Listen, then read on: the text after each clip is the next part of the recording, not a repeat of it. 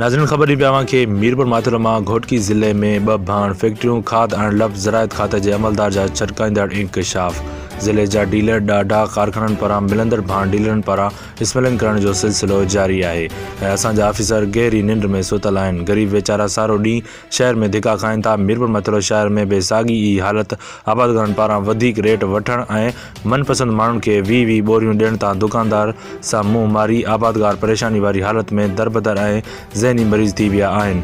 आबादगारनि दुकानदारनि खे साम्हूं ई चयो त तव्हां असांखे हिकु बोरी जा 2000 छो पिया वठो, असांखे गवर्नमेंट वारो रेट 1770 रुपयनि ते छो नथा ॾियो।